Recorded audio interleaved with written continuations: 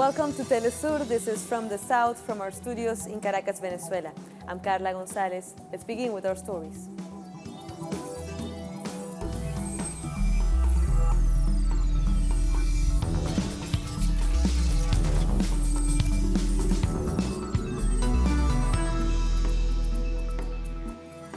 Our main story: one person traveling with the Migrant Caravan has died.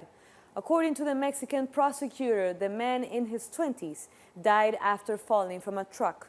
The vehicle was heading towards the city of Huixla in Chiapas, Mexico. Thousands of migrants heading to the United States have left the town of Tapachula in Mexico towards the town of Huixla. There are reportedly 3,000 migrants in this group. Another group of thousands more is still trying to cross the border between Mexico and Guatemala. Mexican authorities have tried to stop the flow of migrants, but many have crossed the river at the border in makeshift rafts. And authorities in Chiapas say that over the past 3 days, over 1,000 asylum requests have been processed at the border. Over 300 of the migrants have been relocated to federal shelters after being considered especially vulnerable. Authorities have said that the government's main goal is to protect migrants' rights.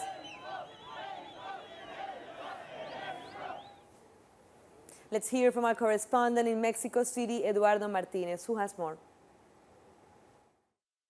I'm in a fairground that the Mexican government turned into a shelter, but some migrants have said they haven't been able to communicate with their family members that were moved to these facilities. Social activists visited the shelters. They say there are over 1,000 people in there who cannot communicate with their loved ones and are not allowed to leave their premises. Activists have accused the government of making this shelter a migrant center, popularly known as migrant jails. Eduardo Martinez from Mexico City. U.S. President Donald Trump has said once again that his government will begin to cut aid to Central American countries for failing to stop the caravan. He also made claims that criminals and unknown Middle Easterners are mixed in with the migrants and that this is a national emergency. Those making up the caravan have responded to Trump's claims.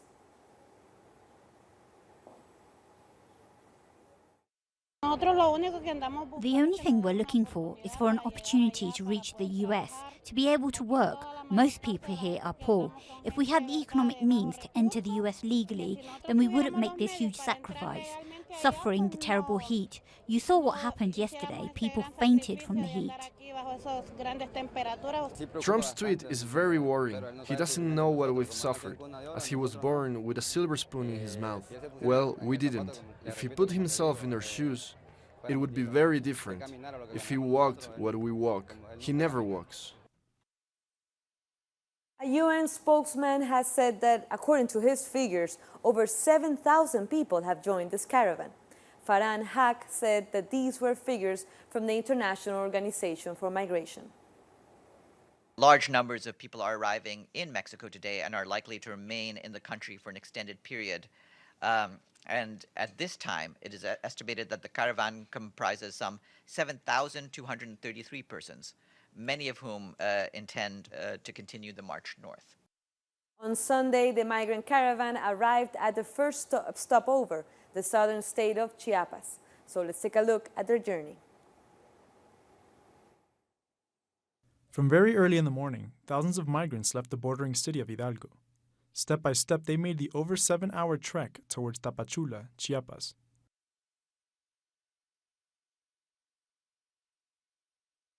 We want them to support us, to support our children, women, and men, to give us security and protection, because we left Honduras without anything. With punishing 30-degree heat bearing down on them, they battled exhaustion, hunger, and blistered feet. But they refused to stop. The caravan pushes on to the promised land as they walked along Federal Road 200. I'm making the journey so that I can have a better life, because there we can no longer live and survive there. The government does not help us. People are starving in Honduras, and the president does not help us at all. Mexico's government closed the border bridge, but the people of Mexico stood in solidarity with the migrants and their cause and lent them assistance. We all need help, and maybe we also have to migrate to another country at some point. So this is why we must also help others. We ask the authorities to open the way for these people to cross because they are here in desperate need of help. As they continued the 40-meter trek, migrants only stopped once. Federal police tried to persuade them to get into buses that, according to the commissioner, will take them to shelters. It's a big shelter. There are doctors, water, baths. We have assured them. However, among the more than 5,000 Central American migrants, many mistrust and fear to be deported. People from the Migrant Caravan say they will only rest if absolutely necessary. They hope to arrive to the capital in less than 15 days.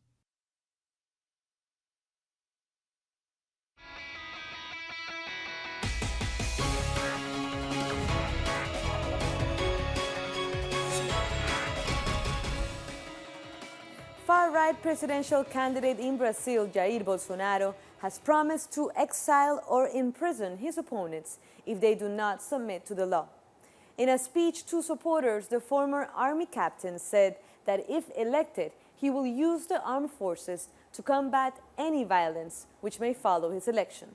He said he would seek permission for this from Congress. He also said that he would use the army for street patrols and described the country as being at war. If this bunch want to stay here, they'll have to submit to our law. Otherwise, they'll have to leave or go to prison. These low-life Reds will be banished from our country. On her part, the president of the Workers' Party, Gleisi Hoffmann, says Brazil is facing a violent electoral process. We want to talk about the seriousness of the situation, how serious the speech made yesterday in Paulista Avenue by candidate Jair Bolsonaro was. We have just given a press conference and we are asking for an audience with the OAS Commission that is accompanying the election to make an international report. We may be entering the extremely violent process in the election. What Bolsonaro did yesterday was to incite violence. Different evangelical groups have created movements against the far-right candidate. They have thrown their support to the Workers' Party candidate Fernando Haddad. Reportedly, this was in reaction to statements by some evangelical leaders who said that people who truly believe in God should vote for Bolsonaro. However, for these movements, Bolsonaro represents violence, and they see him as the opposite of what the Bible teaches, according to them.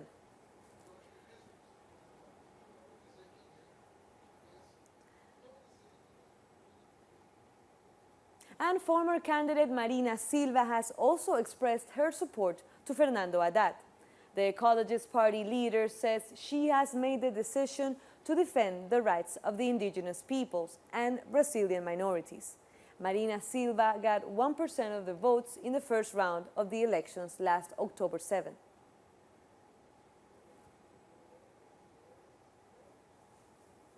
Environmental analysts have also spoken out about Bolsonaro's economic policy. They say it's an ancient vision that sees the environment as an obstacle. It represents a vision of the environment of maybe 50, 100 years ago, or even before that, of the 29th century.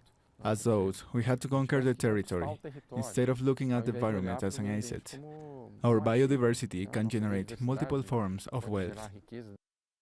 And Workers' Party candidate Fernando Haddad has been campaigning in the state of Maranhão.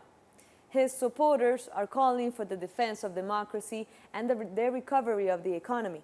Haddad told them there's still time to defeat the far-right campaign.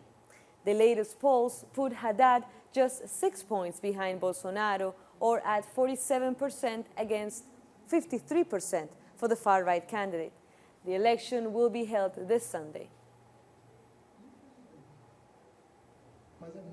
Our correspondent in Sao Paulo, Ignacio Lemos, is following Haddad's campaign. He brings us details about his recent visit to a recycling plant. Here in Sao Paulo, garbage processing is an enormous task.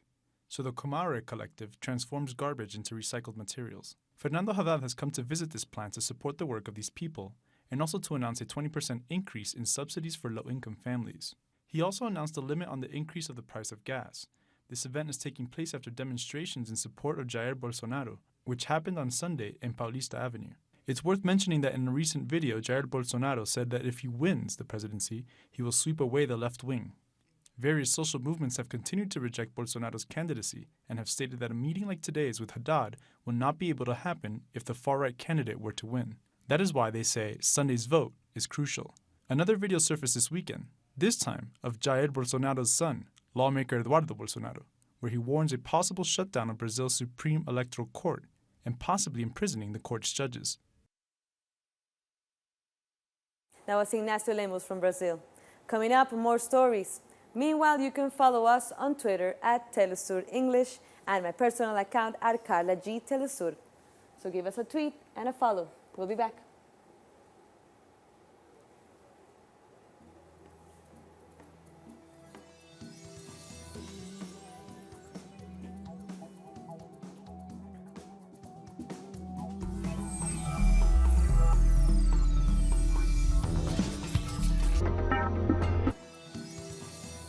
Welcome back.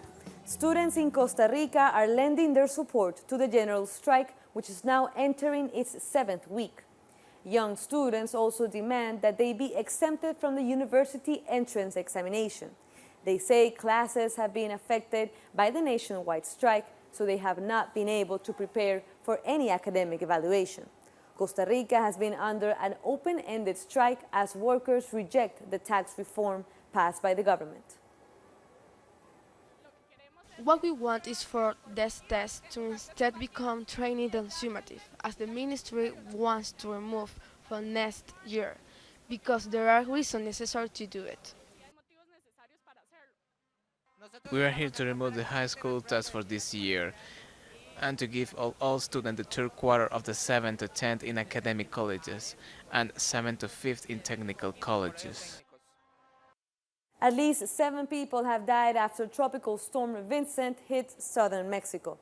Rivers burst its banks after torrential rains, trapping people in flooded homes. The storm has registered strong winds. It is expected to weaken in the coming hours.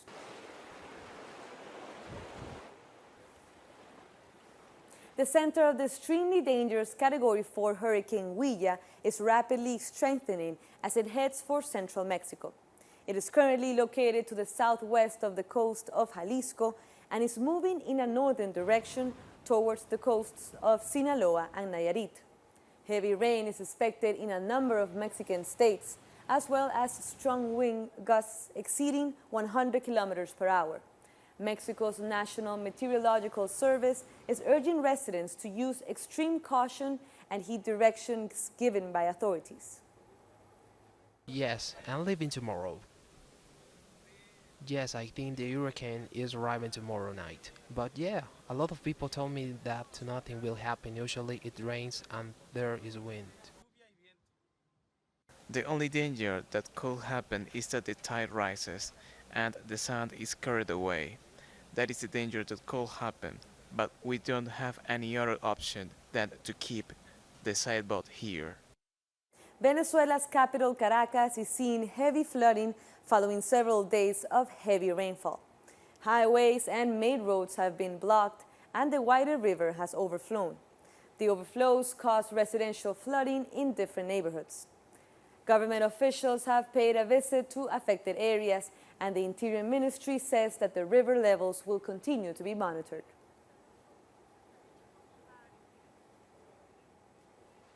Also, in the areas of Carayaca and Macuto, the heavy rains are reminiscent of the 1999 Vargas tragedy. Social media users reported the overflow of the river La Guzmania in Macuto. Meanwhile, in Puerto Carayaca, residents had to find shelter on rooftops in order to protect themselves from the intense landslide.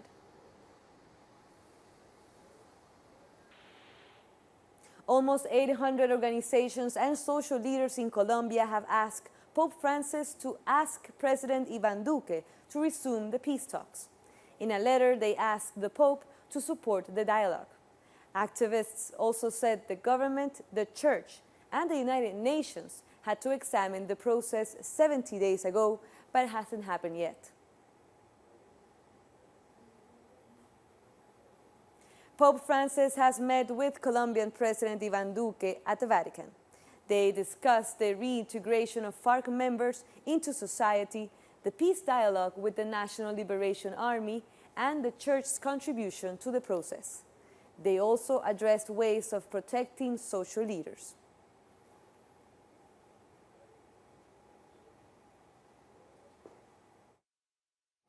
We can resume the dialogue with the National Liberation Army, but only if their members agree to free all those kidnapped and to ending violence and criminal actions. Now we move to Ecuador. Former Vice President Jorge Glass has started a hunger strike after being moved to a new prison. Glass lawyer Eduardo Franco has confirmed the strike on Twitter. Glass was sentenced to 6 years in prison for allegedly receiving illicit payments from the Brazilian construction company Odebrecht. Earlier, his lawyer condemned the conditions in which the former vice president is being held.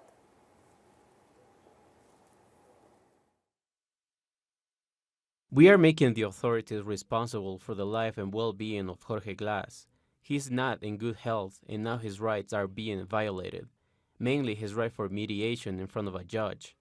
Glass has requested the annulment of his sentence given his innocence. We are condemning this violation of his human rights and sending complaints to the UN and the IACHR. Still, in Ecuador, a trans woman was reportedly tortured and murdered in the province of Cotopaxi. According to trans activists, the woman was attacked by 5 people who threw stones at her. She eventually died from the injuries. Transgender rights organizations are demanding that the government of Lenín Moreno find the killers and guarantee the safety of members of the LGBTI community. A fair in the Dominican Republic is showcasing the many rich traditions from the island. Let's take a look. Expo Culture 2018 is presenting the Cibao in Santo Domingo. It's an artisanal fair in which native Dominican costumes and traditions are put on display for the entire community. This expo brings together 10 provinces from the Cibao region to showcase the region's art, its popular artists, their paintings, their handcrafts, their gastronomy, and their poetry. Cibao is a region located in the northern part of the Dominican Republic. The word means place where rocks flourish, and it is the way native Dominicans refer to the island. We consider Puerto Plata as the museum city. It is the tourism capital, and above all, is the gateway for the culture of America.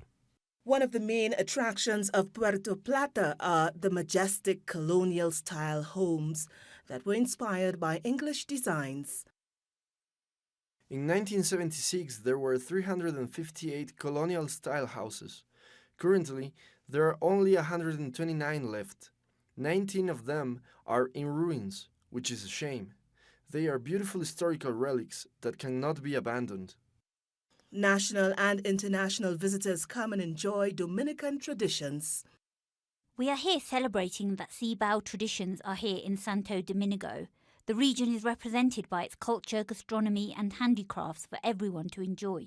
This event remains emblematic for maintaining the culture of a very important region of the Dominican Republic. October 22nd in Argentina marks 41 years of unceasing effort by the grandmothers of Plaza de Mayo to find their missing family members. These women have been relentless in their struggle to find more than 500 grandchildren who went missing during the last military dictatorship. Over 4 decades of searching, 128 granddaughters and grandsons have been identified. This also drives the process of justice related to the right to their identity. Hundreds of citizens in Mexico are dressing up as La Catrina, or the Elegant Skull, and marching through the streets of Mexico City. This in preparation for the Dia de Muertos, or the Day of the Dead. The day when the dead roam the streets is getting closer. It's one of the most famous holidays in the Mexican calendar. The Day of the Dead is celebrated towards the end of October and the beginning of November. This celebration is quite colorful. It reminds you of your roots and makes you think of the path ahead. Life is short and it needs to be enjoyed to the fullest. Like many others across the country, Jose Barreto takes advantage of the holiday to show his creative side, dressing up as a Catrina, a term coined by the famous Mexican printmaker Jose Guadalupe Posada to describe what he called the elegant death. We dress up as a Catrina to embody some extravagance to call attention to ourselves. Anthropologists say that death has been celebrated for over 1,000 years before the Spanish conquest. On the Day of the Dead, traditions are being upheld and celebrated by Mexicans since childhood. We celebrated this day. Since I was a kid, I remember always paying homage to the dead. The aim of this celebration is to provide an alternative perspective on one of life's most difficult subjects, death. We try to see death in a more cheerful way, not as a tragedy, but as another step in the cycle of life, as a new stage that can be joyful and colorful. Besides dressing up, colorful altars with floral arrangements are made. This is the way Mexicans celebrate their love of life and death. We'll take one last short break, but stay with us.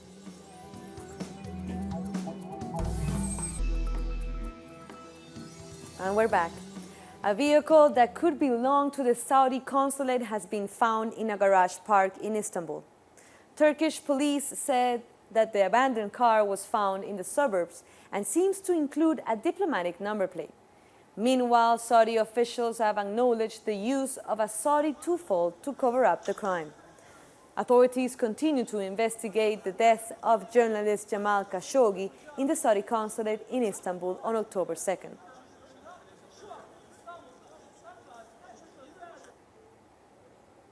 Young Palestinians are training to fulfill their dreams of participating in the swimming team at the 2020 Olympic Games in Tokyo.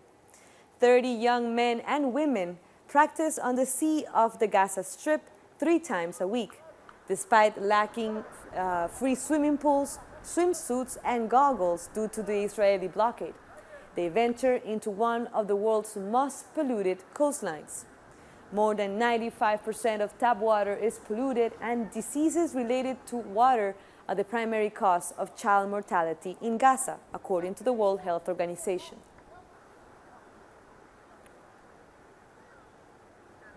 Cameroon has re-elected Paul Biya as president for a 7th presidential term.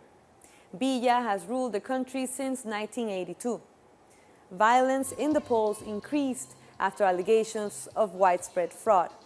Biya is the second African leader who has been in power for the longest after Equatorial Guinea and its president Teodoro Obiang. I hereby proclaim that the following candidate, who will be President of the Republic and also the candidate who received the majority of the vote, is the candidate Biya Paul. An official from South Africa's African National Congress has been killed in Cape Town. A police report said Luyanda Mbele, a councillor, and his cousin were shot by unknown assailants on Sunday night. More than 100 ANC officials and members have been killed in the last 2 years. Nigerian pro-Biafra leader Nnamdi Kanu has revealed he's in Israel after missing for years. He has called on his followers to boycott Nigeria's upcoming elections. A unilateral declaration of independence by the IGBO people in 1967 sparked a brutal civil war that left more than 1 million dead. The Zambian government has revived plans to slaughter up to 2,000 hippos in the next 5 years. The government suspended the plans in 2016 after protests by animal rights activists. But authorities say the plan will continue because the hippo population could not be supported by the water levels in the Luangwa River. They say moving them elsewhere will be too costly. LGBTI activists in the U.S. have protested against the administration of Donald Trump for trying to remove trans people from official recognition. They gather outside the White House to denounce the news that Trump is to narrowly define gender. Once the gender of a child has been registered at birth as either male or female, it won't be able to be changed. The Department of Health and Human Services has declined to comment. The Australian Prime Minister has offered an apology to victims of sexual abuse. This comes following a 5-year investigation into over 8,000 child sexual abuse cases. Look, I think apology is important in a sense because they're words, and words are important, but they are words. What's much more important is the implementation. The government and institutions cannot for a moment think that they are now absolved of their responsibilities to implement what needs to be done in order to ensure that justice for the past is achieved for as many people as we can, and then at the same time to ensure that our children into the future are safe. Thousands of unclaimed urns are piling up across Japan in the back of city offices. The identities of the dead are usually known and were cremated at public expense. But in most cases, the remains haven't been collected by relatives despite the requests to do so. The abandoned remains highlight social, economic, and demographic changes in Japan, where more elderly live on welfare and families are more scattered.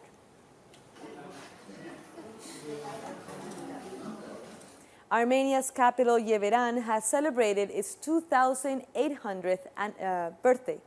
Over the weekend, residents rejoiced over the birthday of their city, celebrating with traditional Armenian dance and music. Founded in the 8th century before Christ, Yerevan was originally called Erebuni and is one of the oldest capitals in the world.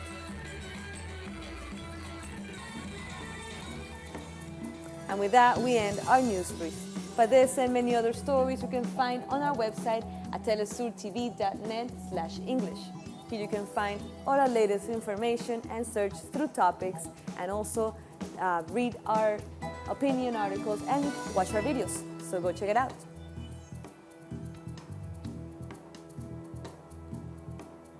You can also follow us on social media. I'm Carla Gonzalez, and until the next time, thank you for watching Telesur, connecting the Global South.